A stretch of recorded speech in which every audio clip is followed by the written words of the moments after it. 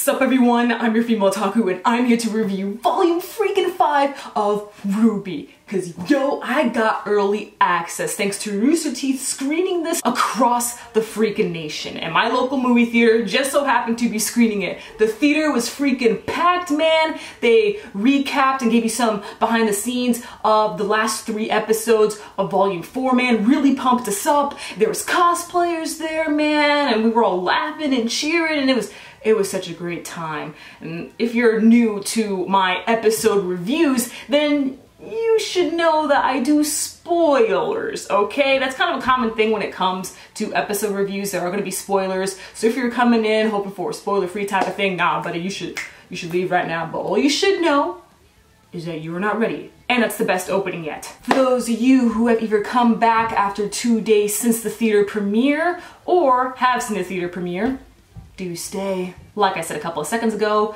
the new opening is freaking fantastic. I was not a fan of Volume 4's opening, but Volume 5, man, that pumped you up. And I love the visuals as well. Best visuals yet. Oh my gosh. And honestly, this might just be the best volume yet with how much weight it has to it. Like, ooh, man, because you know, Volume 4 was all build up to this. A lot of people did not like Volume 4. I still did. I don't think there's any bad volumes of RWBY. A lot of people just said that Volume 4 was just straight up bad. And I'm just like, no, this was necessary. It's such a necessary volume to move on to this epic volume. Just, oh man, I'm so pumped. Okay, but seriously, what happened with this volume?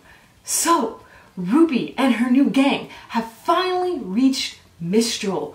Oh boy, and what a journey that was. So they're here, but as we know, Lionheart is working for Salem's gang. At least that's what I thought. He's actually unwillingly working for Salem's little cult gang, whatever you want to call them. Because Lionheart, when he was talking to one of the representatives, I don't remember his name, the representative who was like, you know, talking with Lionheart, he just has such a sad, depressed face every single time he speaks to this guy. And you even see it in the opening as well. So why is Lionheart helping them? Perhaps he's being forced to help them.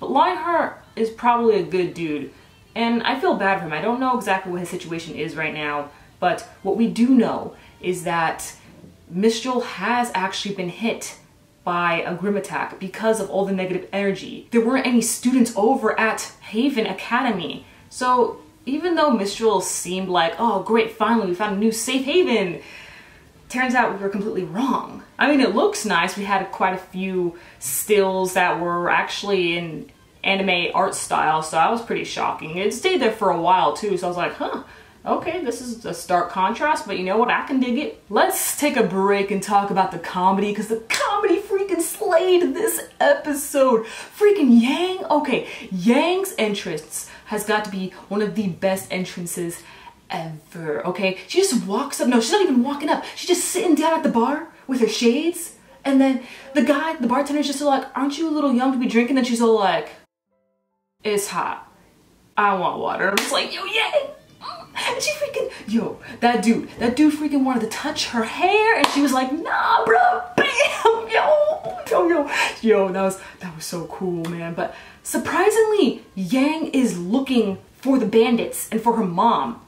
I was so sure that she went into the direction of Mistral, because to be honest, she did. From our point of view, it looked like she turned into the path towards Mistral, but she actually turned to the path where the bandits are. And Raven, you know, is the leader of the bandits. And what we find out is that Raven has the Spring Maiden. And the Spring Maiden has disappeared for a decade now. And that's because she's been with Raven and the bandits. So what, does she like it there or something? Is she evil now? Because we kind of need the Spring Maiden to use the relic so we can kind of save everything. That would be great. We have cutie boy Oscar now with the gang. So I'm really excited to see the interactions he's gonna have with everyone, because so far his interactions with Crow was freaking hilarious. And just Crow, completely plastered, man. This dude was so drunk, just falling all over the place like, Crow, I thought you could handle your liquor, bro. What is this? because everyone in the theater was dying when Crow was so drunk. Like, I'm telling you, this man was just falling all over the place. Like, wow, Crow, what happened to you? So Blake's friend, I forgot what her name is. She's the chameleon one, the chameleon faunus. I think it started with an E, an I maybe? I don't know, I forgot her name. But she shows up and is warning Blake to leave. So the White Fang is definitely planning an attack after what Blake has done with, and what she's going to do with releasing this information about what was on her scroll to the rest of the faunuses. But, you know, the friend says that that's not a good idea and that she should leave the town. So what's Adam planning this time? Because we see him in the opening, so I'm glad he's making a return. A lot of people honestly are making a return with this volume, and I'm just so amped up, man, especially with that one scene in the opening where we have Oscar with the cane and then we see Ozpin in the background like, yo, Ozpin, I miss you, bro, but I know you right here. Weiss is actually on her way to Mistral. We didn't get too many scenes with her, but you know what, that's fine. We have a whole another 11 episodes to go. Okay, sorry for that odd interruption there. I just noticed that my mic wasn't plugged in, so the audio must have sounded horrendous.